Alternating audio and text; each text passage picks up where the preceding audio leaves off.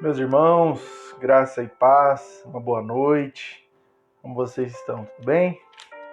Queria agradecer a Deus, primeiramente, por nos ter concedido essa oportunidade de estarmos aqui, com vida, com saúde. Graças a Deus, que mais um dia Ele nos tem conservado com vida e a sua graça nos tem alcançado. Irmãos, nessa noite maravilhosa, Aqui somos de Jandar do Sul. Aqui está um clima bem agradável, uma temperatura um pouquinho mais baixa, na casa aí dos 20 graus. Bem gostosa a temperatura para poder dormir, descansar, Irmãos, nessa noite, gostaria de falar com os irmãos sobre o tema Ainda há Esperança. Irmãos, quando nós falamos de esperança, quando nós falamos, sobre fé, logo nos vem à mente, o livro de Hebreus, no capítulo 11. Quando se fala de esperança, logo nós lembramos, dos amados irmãos que fundaram a igreja primitiva, firmados na esperança da volta de Jesus, firmados na esperança da vida eterna. E a palavra esperança, ela quer dizer espera, aguardo.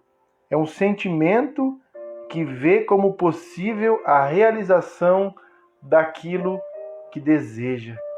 Ou seja, a esperança, ela é um sentimento que nos faz esperar algo, que nos faz aguardar algo. A esperança, ela torna possível que em dias difíceis nós possamos olhar para o futuro e aguardar dias melhores, aguardar uma melhora na nossa vida, seja ela em qualquer setor. E a palavra esperança, para qualquer ser humano, ela é válida, Todo ser humano ele tem esperança de algo melhor na sua vida. Todo ser humano ele espera algo melhor, A gente aguarda dias melhores, a gente aguarda que tudo vá melhorar, Isso se chama fé, esperança. E a fé e a esperança, elas andam de mãos dadas. É impossível você ter esperança sem você ter fé. Porque a fé, como diz Hebreus capítulo 11, verso 1, ela é o firme fundamento das coisas que se esperam e a prova das coisas que não se vê. Ou seja, a esperança, se ela tem o significado de aguardar, de esperar, de sentir que algo vai melhorar, então automaticamente a fé e a esperança andam de mãos dadas. E é sobre isso que eu quero falar com você nessa noite. Sobre fé e esperança. Porque nos nossos dias nós vemos que o homem ele tem perdido a esperança. O homem tem perdido a esperança, o homem tem perdido a fé em Cristo. O homem tem perdido a esperança nas promessas do Senhor, porque nós bem sabemos que o mundo ele vai de mal a pior. Nós vemos que, um exemplo no cenário político, nós vemos principalmente no Brasil, mas isso é algo mundial, não é somente no Brasil. Nós vemos que a política é muito corrupta, nós vemos que os políticos cada dia mais vão se afundando, em roubos, em coisas erradas, em desvio de dinheiro, em mentiras. Nós vemos que o cenário político é um cenário que tem sido afetado, Também nós vemos a natureza, meus amados. A natureza também, nós vemos que vai de mal a pior. Esses sinais que acontecem na natureza, muitas vezes entristecem o ser humano. Os sinais que nós vemos, por exemplo, como lá em Santa Catarina, aquelas enchentes, trazem muita tristeza ao nosso coração. Nós também vemos a humanidade, por que não falar do homem, Nós também vemos que o homem, cada dia mais, tem se afundado, se afundado no seu ego, o homem tem perdido o amor ao próximo, o homem tem perdido a afeição natural. Nós vemos tantas e tantas coisas acontecerem no mundo que nós começamos a pensar, meu Deus, onde está o amor das pessoas? Onde está Deus na vida das pessoas? E tudo isso que nós comentamos aqui, cenário político, a natureza, a humanidade, tudo, como diz o apóstolo Paulo, né? O mundo geme em dores de parto. Tudo isso tem afetado a fé e a esperança do homem. Porque o homem, ele é muito ligado àquilo que ele vê. Quando se fala de fé, muitas pessoas falam, olha, eu tenho fé, eu acredito. Mas nós vemos que o homem é muito ligado com aquilo que ele vê. Se eu posso ver, se eu posso apalpar, se é real, eu acredito. Agora, se eu não vejo, se eu não posso tocar, se eu não posso sentir, eu não acredito. Nós vemos que o homem cada dia mais tem perdido a esperança. Quando nós vemos todas essas coisas acontecerem no mundo, doenças, fomes, pestes, terremotos, grandes sinais, né, na natureza, o homem vai perdendo a esperança.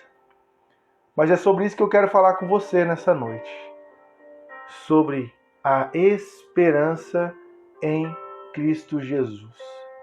Porque muitas pessoas colocam a sua esperança no homem, muitas pessoas depositam sua confiança em bens, muitas pessoas depositam toda a sua fé e esperança em algo que ela possui, mas nós vamos ver que tudo é passageiro.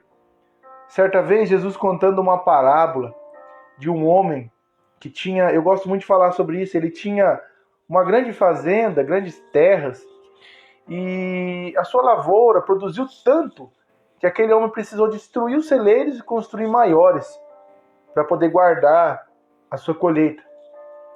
E aquele homem pensava consigo mesmo, olha, agora eu tenho fartura, tenho alimento para muitos anos, vou poder ganhar um dinheiro bom, então eu tenho muitos anos de vida, vou viver em paz, vou desfrutar a minha vida, né? Como diz as pessoas, eu vou curtir a minha vida. Mas Deus brada do céu e fala para aquele homem louco, hoje pedirão a tua alma, o que tens preparado, para quem será? Então nós vemos que colocar a nossa esperança em coisas, em pessoas, nós estamos perdendo o nosso tempo. Quando nós colocamos a nossa esperança nas coisas terrenas, coisas que são, coisas que passam, né? Coisas que perecem, nós vemos que o homem ele se frustra. Nós vemos que quando o homem deposita a sua confiança nas coisas terrenas, ele é frustrado. Mas a esperança que eu quero falar para você nessa noite é sobre a esperança em Jesus. Jesus é aquele que nunca nos decepciona. Jesus é aquele que sempre está ao nosso lado. Jesus é aquele que nos amou primeiro. Jesus é o príncipe da paz, é o Pai da eternidade, é Senhor e Salvador das nossas vidas. Irmãos, falando sobre esperança, Paulo vai falar a respeito dos mortos, pessoas que já morreram, e aqueles que ficaram, começaram a ficar sem esperança, porque eles viram que as pessoas morreram, mas não viram a volta de Jesus. Aí Paulo chama a atenção dos irmãos da igreja de Tessalônica e fala assim, olha, não quero que vocês sejam ignorantes acerca dos que já dormem, porque a trombeta vai soar, e os que morreram em Cristo ressuscitarão primeiro, e nós, os que estivermos vivos, seremos transformados num abrir e fechar de olhos ante a última trombeta, para nos encontrar com o Senhor nos ares. Irmãos, ainda há esperança para nós, ainda há esperança para a nossa vida. Falamos sobre a nossa vida. Nós nascemos, crescemos, granjeamos coisas, conquistamos, né? Muitas pessoas compram sua casa, seu carro, têm um bom emprego, pessoas são formadas, pessoas intelectuais. Mas um dia todo ser humano morre. Um dia tudo acaba. Não importa qual seja a situação financeira, qual seja a classe social, a raça, a nacionalidade, seja o que for. Todo ser humano um dia morre. Toda a vida um dia acaba. E aí que entra a esperança. Porque, irmãos, muito vago seria se nós vivêssemos somente essa vida aqui. Presta atenção, uma vida de sofrimento, uma vida de lutas. Quem não tem a sua luta diária, né? Você acorda para trabalhar toda manhã, sai de casa muitas vezes cansado, com sono, chega no seu trabalho ali, se esforça, talvez não ganha o que merece, aí você volta para sua casa cansado, chega em casa muitas vezes, você que é casado, tem filhos, precisa ajudar a sua esposa, né? Você tem seus afazeres, tem as suas coisas também, suas tarefas, talvez uma faculdade, talvez compromissos na igreja. A vida do ser humano ela é muito cansativa. A vida do ser humano ela esgota. E nós vemos que Paulo vai falar que se esperamos em Cristo apenas nessa vida, somos os mais miseráveis dos homens.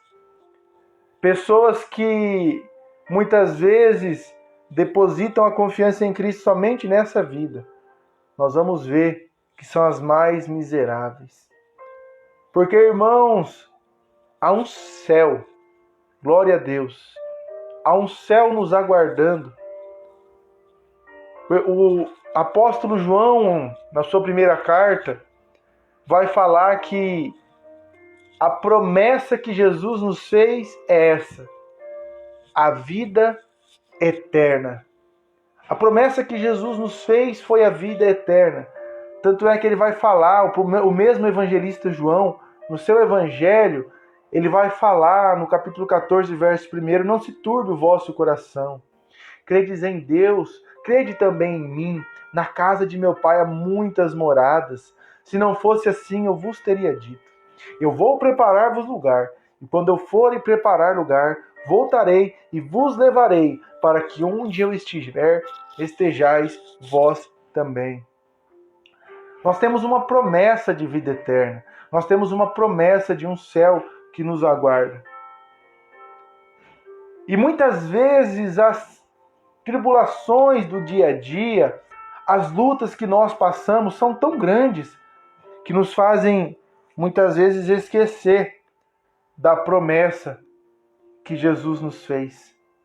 Mas Paulo, na carta aos Romanos, no capítulo de número 8, o verso 18, o apóstolo Paulo vai falar a seguinte frase: porque para mim tenho por certo que as aflições do tempo presente não são para comparar com a glória que em nós há de ser revelada. O que Paulo quer dizer aqui, meus amados? Paulo quer dizer o seguinte, que todas essas tribulações que nós passamos, fome, lutas, problemas financeiros, doenças, a tristeza, a angústia, tudo isso que nós passamos aqui na terra não dá para comparar com o que está preparado para nós na vida eterna. É por isso que muitas pessoas desistem do Evangelho, porque as pessoas elas vêm para Cristo com a motivação errada. A motivação de muitas pessoas é simplesmente riqueza, é bênçãos. Muitas vezes as pessoas querem vir para Cristo somente para se livrar daquele sentimento de angústia. Mas as pessoas se esquecem que Jesus ele não é um pronto-socorro que nós só procuramos quando estamos quase morrendo, não. Jesus ele é, acima de tudo, nosso Senhor. E quando você é servo de alguém, você tem prazer em servir a esse Senhor. E se você tem Jesus como Senhor, automaticamente você deve ser submisso a Ele. Muitas vezes as pessoas, elas só querem Jesus por aquilo que Ele pode dar, não por aquilo que Ele é. Porque o maior motivo que deve nos aproximar de Cristo é nós olharmos para nós e vermos em nós pessoas miseráveis, pecadoras, pessoas que ninguém dá nada, muitas vezes nós mesmos não damos nada para nós, porque faça uma autoanálise da sua vida, ninguém melhor do que você se conhece. Você sabe que você peca, que você erra, que você falha. Mas é aí que entra a graça de Jesus. Quando você se achega a Cristo, você vê o quão miserável você é. E você também vê o amor demonstrado por Deus, trazendo a salvação através da graça, através do sangue de Cristo. Esse é o motivo que deve nos impulsionar, nos aproximar de Jesus. Buscar a graça, buscar a misericórdia e o perdão. Porque o próprio Jesus ele foi muito claro no Evangelho de Mateus, no capítulo 6 e verso 33. Mas buscai primeiro o reino de Deus e a sua justiça, e todas as demais coisas vos serão acrescentadas. Ei, ainda há esperança para a sua vida. Ainda há esperança, ainda há solução. Ainda há a porta da graça está aberta. A porta da salvação ainda está aberta. Amados, muitas vezes nós nos esquecemos da promessa de Jesus. Como eu já disse, as dificuldades muitas vezes tiram de nós a lembrança, a esperança, a fé da salvação. Mas eu quero te lembrar nessa noite que a nossa esperança está no Senhor. Ei, o nosso Salvador está lá em cima e breve Ele vai voltar. E tudo isso que nós passamos aqui, fome, tristeza, angústia, doenças, tudo isso ficará para trás. E nós reinaremos com Jesus. Ei, eu tenho essa esperança. Tenha essa esperança na sua vida. Tenha fé na salvação. Tenha fé naquilo que Jesus falou. A palavra de Deus, ela é verdadeira. A palavra de Deus, ela é fiel. Jesus não mente. Se Ele disse que há um lugar preparado para nós, há um lugar preparado. Se Ele disse que voltaria para nos buscar, Ele voltará para nos buscar. Irmãos, reacenda no seu coração a esperança da salvação. Por mais que esteja difícil a sua vida, por mais que você passe por algum problema, talvez você esteja passando por um problema de saúde, talvez você esteja passando por um problema financeiro, ei, ainda há esperança. E Jesus ele é tão bom que certa vez o apóstolo Pedro pergunta para ele: Senhor, nós abandonamos tudo para te seguir, que nós ganharemos com isso? Jesus disse: ganhará muitas vezes nessa terra e além, a vida eterna. Então Jesus ele cuida de nós. Se você está passando por algum problema e você não veio para Cristo simplesmente para buscar riquezas, bênçãos, milagres, se você veio a Cristo pelo motivo certo, Ele cuida da sua vida. Jesus cuida da sua vida financeira, Jesus cuida da sua saúde, Jesus cuida da sua saúde mental, porque nós bem sabemos que a nossa saúde mental ela afeta todo o resto do nosso corpo. Se a sua mente não está bem, o seu corpo não vai bem. Se você não está bem espiritualmente, o seu corpo físico também não vai bem. Jesus cuida de tudo na sua vida, meu amado. E gostaria de deixar essa palavra para você, que ainda há esperança. E a esperança se chama Jesus Cristo, nosso Senhor. Creia em Jesus. Creia que Ele é aquele que ouve a tua oração e está atento ao teu clamor. Creia que Jesus é aquele que há de nos dar a vida eterna. Creia que Jesus é o Senhor soberano de toda a terra, de todo o universo. Creia em Jesus, meu amado, creia em Jesus. Ele há de fazer maravilhas na sua vida. Fique com essa palavra nessa noite para nossa reflexão. Que Deus te abençoe e lembre-se, ainda há esperança. Fiquem na paz do Senhor. Uma boa noite, meus irmãos.